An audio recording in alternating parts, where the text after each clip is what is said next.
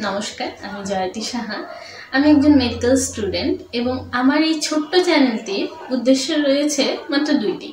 প্রথম উদ্দেশ্য অবশ্যই আপনাদের সাথে পরিচয় হয় এবং দ্বিতীয় যে উদ্দেশ্য সেটা চ্যানেলের নাম শুনে বোঝা যাচ্ছে, লাইভ প্রোফাইল অর্থাৎ যে বুকিশ। সো এই পেজটি দিয়ে অথবা এই চ্যানেলটি দিয়ে আমি আপনার সাথে কিছু আমার পছন্দের বইয়ের রিভিউ শেয়ার করব, বইয়ের ব্যাপারে কিছু আলোচনা করব। আর আমি আমার মেডিকেল রিলেটেড যেসব জ্ঞান আমি অর্জন করি সেগুলো সম্পর্কে আপনাদেরকে কিছুটা জানানোর চেষ্টা করব, যেগুলো ইন্টারেস্টিং টপিক। সো আমার জন্য ছোটবেলা থেকে বই ছিল একটা escape gate. What is an escape gate? Escape gate যেটা হলো, আমরা যখন খুব একটা প্রবলেমে থাকি বা আমাদের ভাষায় খুব প্যারায় থাকি, তখন আমরা কোনো কিছু করি যেটা দিয়ে আমরা একটু মাইন্ডটাকে রিল্যাক্স করি। কেউ কেউ গান গায়, কেউ কেউ আর্ট করে, কেউ কেউ নিজে কবিতা লিখে, কেউ কবিতা পড়ে শোনায়, কেউ বন্ধুদের সাথে আড্ডা দেয়। এবং আমার মতো যারা ইন্ট্রোভার্ট মানুষ, যারা ঘরে বসে থাকতেই পছন্দ করে, ঘরের বাইরে তেমন একটা বের হয় না, সেসব মানুষের জন্য বই হলো এসকেপ গেট। সেই হিসেবে ছোটবেলা থেকে আমার মোটামুটি সংখ্যক একটা বই পড়া হয়ে গেছে। বড় বড় বুকিশদের তুলনায় আমার কিছুই এখনো পড়া হয়নি। তো আমি আজকে যে বইয়ের রিভিউ সম্পর্কে বলবো সেটা আমার খুবই পছন্দের একজন লেখক, শীর্ষেন্দু মুখোপাধ্যায়। এই শীর্ষেন্দু মুখোপাধ্যায় উনি কেন আমার পছন্দের লেখক? এছাড়া আমি অনেক লেখকের বই পড়েছি, অনেক বলা আসলে উচিত নয়, খুব কম সংখ্যক লেখকের বই পড়েছি, যার মধ্যে ইংলিশ কিছু রাইটার আছে, এছাড়া রয়েছে আমাদের বাংলার কিছু রাইটার। আমাদের বাংলার কথা যদি বলি তাহলে বাংলার রাইটার বলতে কলকাতায় এবং বাংলাদেশের রাইটার দুইজনের নামই চলে আসে। তাহলে এখানে যেমন হুমায়ুন আহমেদ থাকে, যেমন জাফর ইকবাল থাকে, তেমনি সমরেশ নিমাই সবার নাম চলে আসে। এদের তুলনায় শীর্ষেন্দু আমার কাছে অলওয়েজ একটা আলাদা স্থান দখল করেছে। কেন? আমি যখন সমরেশের গল্প পড়ি, সমরেশের গল্পের মধ্যে বাস্তববাদিতা থাকে এবং উনি যেসব প্লট টুইস্ট দেয় সেসব প্লট টুইস্টের মধ্যে সেটা একটি গল্প, সেটি একটি সুন্দর গল্প পড়ছি বলে মনে হয়। কিন্তু আমি যখন শীর্ষেন্দু মুখোপাধ্যায়ের গল্প পড়ি, আমার কাছে মনে হয় আমি জীবনের গল্প পড়ছি। হতে পারে এটা আমার পূর্বপুরুষ কারো গল্পের, হতে পারে এটা আমার কোনো নতুন প্রজন্মের কারো গল্প হতে পারে, কিন্তু খুবই বাস্তববাদী লেখা।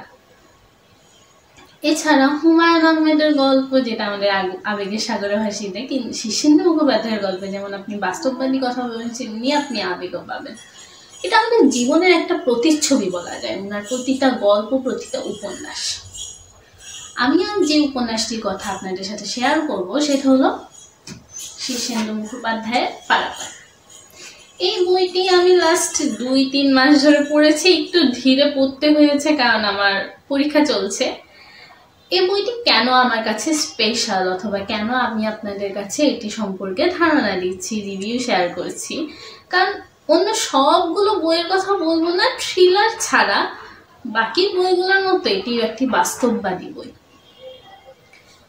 এবং এখানে উনি যেসব কথা বলেছেন যেগুলো আমাদের লাইফের সাথে অনেক বেশি মিলে যায়। আমি বইটি সম্পর্কে বলতে গেলে অবশ্যই বইটির কিছু মেইন চরিত্র বলার মধ্যে চলে আসে।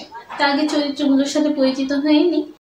বইগুলোর চরিত্রের মধ্যে রয়েছে ললিত, শাশ্বতী, বিমান, সঞ্জয়, তুলসী, মৃদুলা, বিভু, রমেন এবং আরো অনেকে।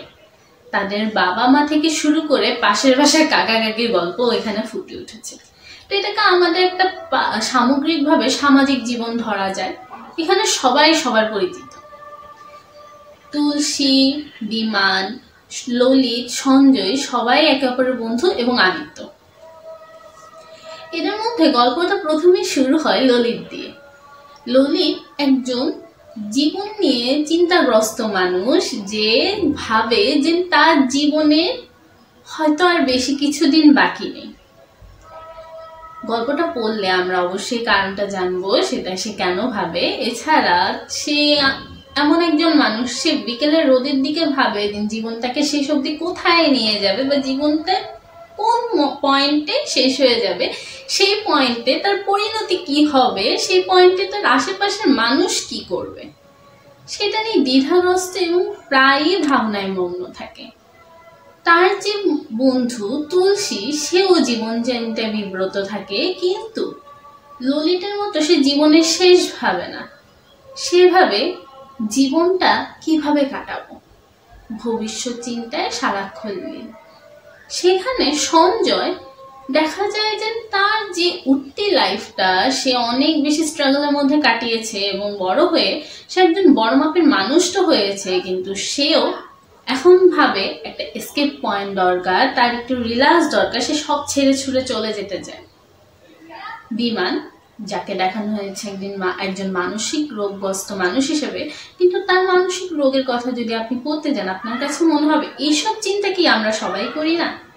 আমরা সবাই কি তাহলে মানসিক রোগগ্রস্ত? অবশ্যই না। তাহলে কেন তার সাথে এগুলো হচ্ছে? এছাড়া রয়েছে আদিত্য, যে তার ফ্যামিলির গোড়ামির মধ্যে ছোটকাল থেকে আটকে আছে, সেটা বের হতে চায়, কিন্তু তার যে আলস্যপনা তাকে তা করতে দেয় না। তার বের হওয়ার ক্ষেত্রে সহযোগী হয় শাশ্বতী, কিন্তু হয়তো পরিণতি আমাদের প্ল্যান মতো হয় না।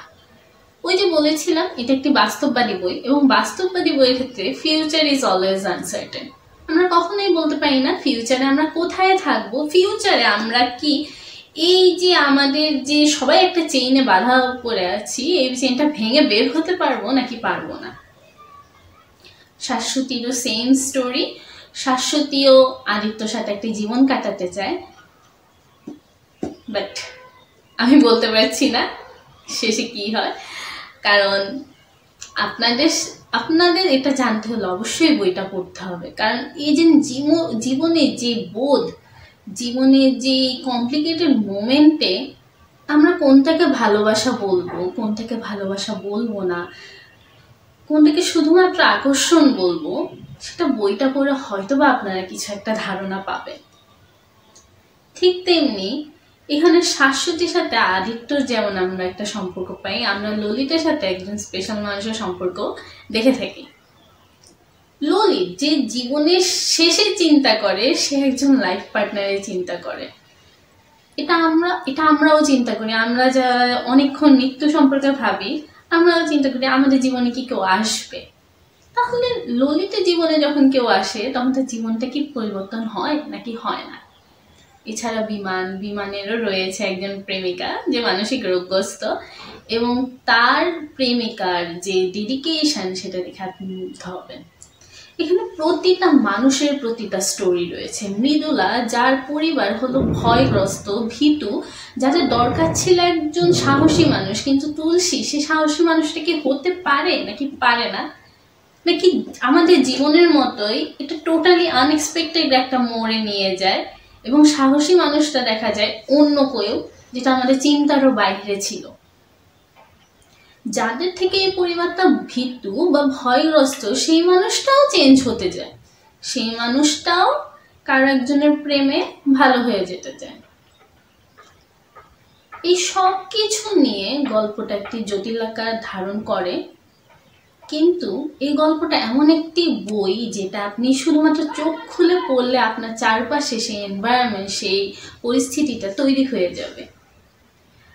অ্যান্ড এখানে বইয়ের প্রথম থেকে একজন মানুষের নাম বারবার উঠে আসে, রমেন। রমেনকে প্রথম থেকে দেখানো হয় যে সে এমন একটি মানুষ যে মনে রয়েছে কিন্তু তার উপস্থিতি কোথাও নেই। সেই মানুষটা উপস্থিত হয় বইয়ের শেষের দিকে, সেই মানুষটা উপস্থিত হয়, এবং সে যখন উপস্থিত হয় বই টোটালি অন্যদিকে টার্ন নেয়। এবং আমি ফিল করতে পারি আমাদের জীবনেও আসলে এমন একটা মানুষ, এমন একটা ঘটনা, এমন একটা পরিস্থিতি তৈরি হয় যেখানে আমরা টোটালি চেঞ্জ হয়ে যায়, আমাদের চিন্তা ভাবনা, আমাদের জীবন সম্পর্কে ভাবনা টোটালি চেঞ্জ হয়ে যায় এবং আমরা অন্যভাবে ভাবতে শুরু করি। আমরা এখন খুব বেশি স্পিরিচুয়াল হয়ে যাই, খুব মায়া কাটিয়ে নিই, অথবা আমরা খুব বেশি জীবনের সাথে জড়িয়ে যাই এবং ভাবি যে জীবনটাকে আরেকটু সুন্দর হয়তো বা করা যায়। রমেন এমন একজনই মানুষ। এমন একজন মানুষের সাথে আপনাদের সবার, এমনকি আমার নিজেরও পরিচয় হওয়ার খুবই শখ ছিল। এই বইটি সেরকম একটা মানুষের সাথে আমাকে পরিচয় করিয়েছে।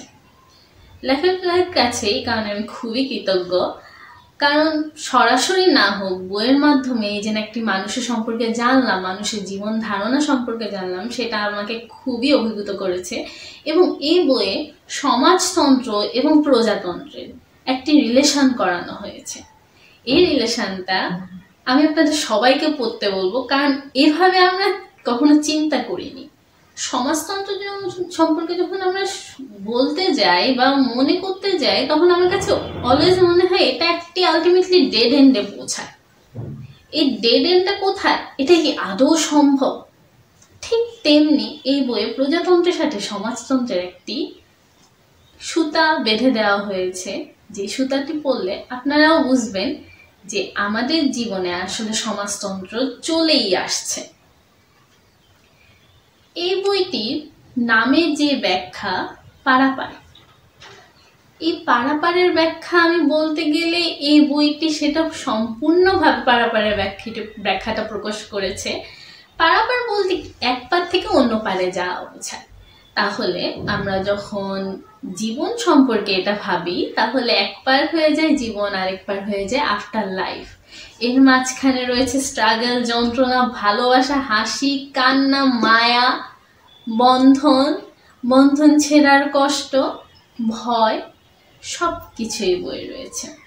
এই বইটি সেই কারণে একটি স্পেশাল বই। এই বইটি আমি সকলকে রেকমেন্ড করব যারা thriller, horror, English books and নানা রকমের রোমান্টিক গল্প পড়ে এখন ফেড আপ হয়ে গিয়েছেন যে একটু ভিন্ন কিছু, একটু স্লো কিছু আমাদের পড়া দরকার। যে বইটা পড়তে কষ্ট হবে না, যে বইটা পড়তে আমাকে অনেক কিছু চিন্তা করা লাগবে না, আমাকে এনভায়রনমেন্ট বানাতে হবে না, আমাকে কল্পনা করতে হবে না ওই এনভায়রনমেন্টে পৌঁছানোর জন্য। এই বইটি শুধুমাত্র চোখ খোলা দেখলেই আপনারা পড়তে পারবেন, কারণ লেখক এত সুন্দরভাবে বর্ণনা করেছেন, এত সুন্দরভাবে চরিত্রগুলো বর্ণনা করেছেন। আমি এখনো চোখ বন্ধ করলে ললিতকে দেখতে পারবো, রমেনকে দেখতে পারবো। আমার চিন্তায় সেই মানুষগুলো তৈরি হয়ে গিয়েছে। এই বইটা আমি তাদেরকেই রেকমেন্ড করব যারা অনেক বই পড়ে মজে গিয়েছেন। কেন বাকিদেরকে রেকমেন্ড করছি না, কারণ বইটি প্রথমে একটু বেশি মোটা বই, প্রায় 500 পেজের একটি বই। এছাড়া এই বইটি জীবনবোধ সম্পর্কে যেভাবে বলা হয়েছে, স্লো হওয়াতে প্রথম যারা নিউ রিডার তারা একটু বোর ফিল করতে পারেন। তাই আপনারা এটা অবশ্যই পড়তে পারেন, যারা বই পড়ে মজে গিয়েছেন এবং রসটা নিতে পারেন, এটা অবশ্যই পড়তে পারেন এবং এটা আপনাদেরকে আশাহত করবে না। এছাড়া বইয়ের একটি শেষ লাইন দিয়ে আমি আমাদের কথাটা শেষ করতে চাই। বইয়ের শেষ লাইনটা ছিল কিছুটা এরকম: দুঃখময় পৃথিবীতে মানুষ কত পুরনো হয়ে গেল, তবু মানুষের জন্য এখনো কি রোমাঞ্চকর। এই লাইনটার মধ্যে খুবই গভীরতা লুকিয়ে আছে।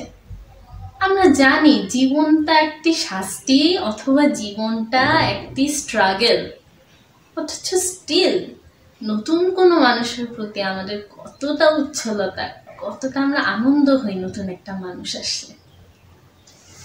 ধন্যবাদ, আজ এতটুকুই। সামনে আপনাদের সাথে আরো দেখা হবে, হয়তোবা কোনো মেডিকেল ডিজিজ নিয়ে, হয়তোবা নতুন অন্য কোনো ভালো বই নিয়ে। নমস্কার।